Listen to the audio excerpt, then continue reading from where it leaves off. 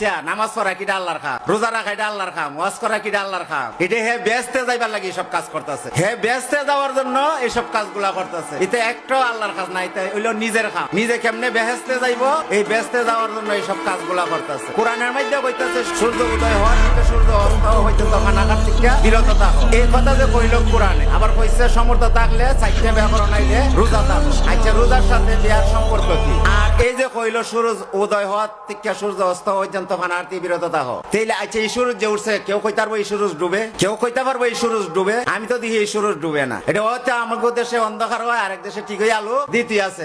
আচ্ছা এক দেশে কোন সময় রাত হই না। এই দেশের এই কোরআনটা তো আইছে পুরা বিশ্বের মুসলমানদের জন্য না, খালি বাংলাদেশ আর সৌদি আরবের লাগি এই কোরআন আহে নাই, সারা বিশ্ব মুসলমানদের জন্য। তাইলে আচ্ছা একটা দেশ আছে নরওয়ে, এই দেশটার মধ্যে কোন সময় রাত হয় না। এই দেশের মানুষ কেমনে নামাজটা পড়বো? ওয়াক্ত পাইব কই? জুহর পাইব কই? আসর পাইব কই? ফজর পাইব কই? মাগরিব পাইব কই? আর এরা যদি রোজাটা রাখে, রোজাটা রাখবো কিভাবে? রোজা যেটা রাখবো এরা তো কোন সময় রাইতই পাইতেছে না, কোন সময় ফজরই পাইতেছে না। এই দেশের মানুষ কিভাবে রোজাটা রাখবো? তাইলে তখন মাগরিবের টাইম কিয়ামত হইব। আসলে মাগরিবের টাইম আমি তখন আমি জিগাই যে কোন দেশের মাগরিবের টাইমে কিয়ামত হইব?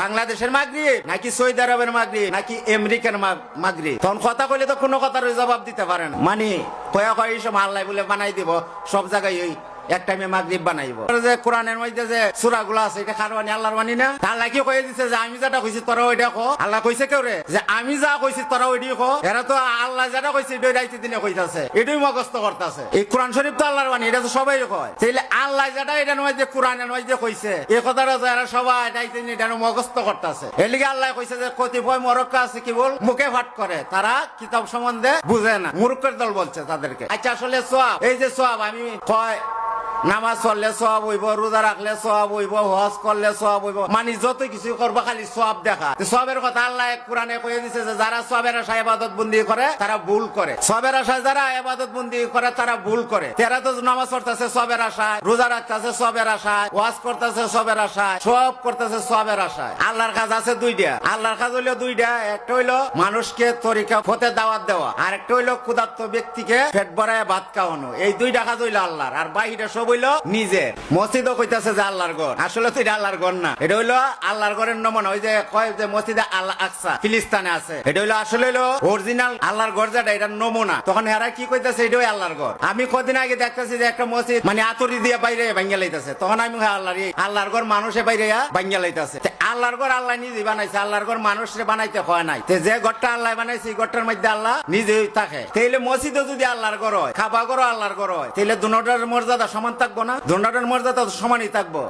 একটা কাবা ঘর যেটারে দেখে নাই আল্লাহর ঘর, হিটারে হোমুখ দিতেছে, মানে হিটারে সম্মুখে রাখতেছে, কিন্তু হাজার হাজার আল্লাহর ঘর পিছনে, মানে হিটারে পিছে ফেলাইতেছে। আর কতটিরে ডাইনে রাখতেছে, কতটিরে বামে রাখতেছে আল্লাহর ঘর। আল্লাহ কি কয়ে দিছেন যে আমার একটা ঘরে তোরা ফুটকি দেখা, আর একটা ঘরে হোমুখ দেখা? আল্লাহ কি কথা কইছে যে আরেকটারে ডাইনে রাখ, আরেকটারে বামে রাখ? আল্লাহর ঘর যদি হয়ে থাকে, আল্লাহর ঘর তো সব আল্লাহর ঘর সমান মর্যাদা থাকবো। তাহলে একটারে হোমক দিল, আরেকটারে ভিজ দিল, আরেকটারে ডাইনে রাখলো, আরেকটারে বামে রাখলো। এটি যে করছে আসলে এরা কি করতে, এরা কি আসলে বুঝে যে আল্লাহর ঘর কোনটা? আবার কয় যে মা বাবার পাওয়ার নিচে জান্নাত। আবার কয় যে মা বাপ যখন বয়স হয়ে জায়গা, সন্তান বড় হয়ে জায়গা, হেরা যখন জিভুতের বাপ কয় হেরার পাওয়ার নিচে জান্নাত। তেরা কইতেছে জান্নাত খালি পাওয়ার তোলা দা, সারা জীবন খালি দৌড়াইতে আছে, জান্নাতের কোনো আর স্থির নাই, এটা খালি দৌড়ের হয়ে আছে। আবার একটা ওয়াজ হইলে ওয়াজের ফ্যান্ডলা কয় কি হয় এদিক সেদিক না ঘুরা ফিরা কইরা আসেন জান্নাতের বাগান আয়া বসেন। তখন আমিও কই কিছু লোকরে কই তোরা জান্নাতের বাগান দেখছস নি?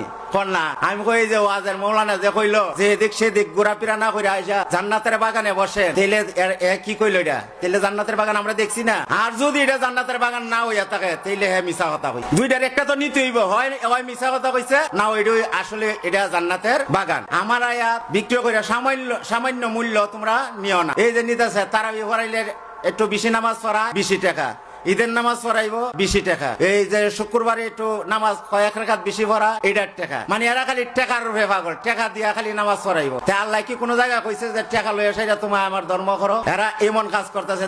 আসলে যে হ্যাঁ মুক্তি হইছে, হাফেজ হইছে, আমি মনে করি এটা আমার লাগি কিচ্ছুই না, এক পয়সার মালও না, এক পয়সার মালও না আমার লাগে। কিন্তু হ্যাঁ জ্ঞান সম্বন্ধে কিছুই বুঝে না। হ্যাঁ খালি মুক্তি হইছে, মৌলানা হইছে, হাফেজ হইছে, কিন্তু হ্যাঁ কোরআনের কিছুই বুঝে না। কোরআন হেরা খালি পড়েই যায়, কিন্তু কোরআনের মধ্যে কি কইছে আল্লাহ হিডা আর বুঝতে চায় না। আমরা যে নামাজ পড়তে যে প্রথম উজুটা করি, উজুটার মধ্যে আমরা কি বলি যে আমরা হাত ধুইতেছি, হাত দ্বারা কোনো অন্যায় কাজ করব না। ফাও ধুইতেছি, ফাও দ্বারা কোনো অন্যায় কাজ করব না। কুলি করতেছি, মুখ দ্বারা কোনো কারোর সাথে খারাপ ব্যবহার করব না। গড়গড়া করতেছি যে আমরা এটার ভিতরে হারাম জিনিস ঢুকাবো না। এই যে ব্রেন দ্বারা কেউ ক্ষতি আমরা করব না। কান দ্বারা খারাপ কথা আমরা শুনবো না। তাইলে আমরা এটি করলে কি হইলাম? পবিত্র হইলাম। পবিত্র হওয়ার পরে আমরা কি করলাম? নামাজে গেলাম। নামাজে গিয়ে আলহামদু সূরা পাঠ করলাম। আলহামদু সূরার মধ্যে আমি কি কইলাম? যে আমাদেরকে সরল সোজা পথ দেখাও, যাদেরকে পুরস্কৃত করিয়াছ তাদের পথে, যারা পথ বসো তাদের পথে নয়। তো এই যে আমি যে সকালে ফজরের নামাজ পড়লাম, নামাজ পড়ে সেরা কইলাম যে আমাদেরকে সরল সোজা পথ দেখাও, কিন্তু আমরা তো সরল সোজা লোক ব্যক্তির কাছে যাই নাই। আমরা প্রতিদিন খালি বইলি আইতেছি যে দিনে 45 বার 47 বার বলতে আছি যে আমাদেরকে সরল সোজা পথ দেখাও, কিন্তু আমরা যাই না সরল ব্যক্তির কাছে, আমরা যাই না। পথ প্রদর্শনকারী যা হের কাছে আমরা যাই না। বলতে আছি, প্রতিদিন বলতে আছি। তে আমরা উজু করে সেরে কি হইলাম? পবিত্র হইলাম।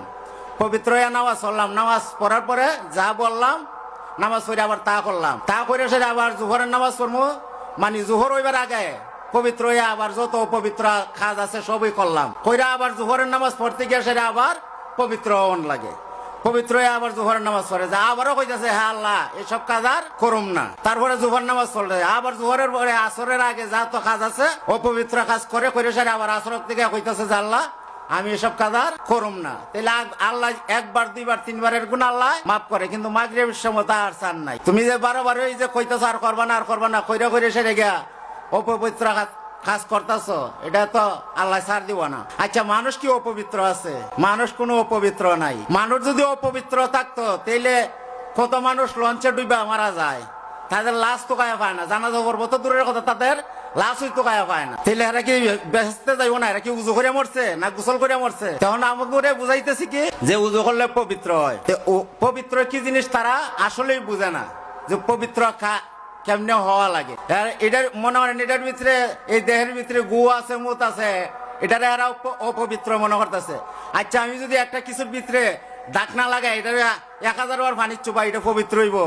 যেহেতু এটার ভিতরে না ভাগ আছে, যারা ফাঁক জিনিসটারে না ভাগ বানাইতেছে, পবিত্র জিনিসটারে অপবিত্র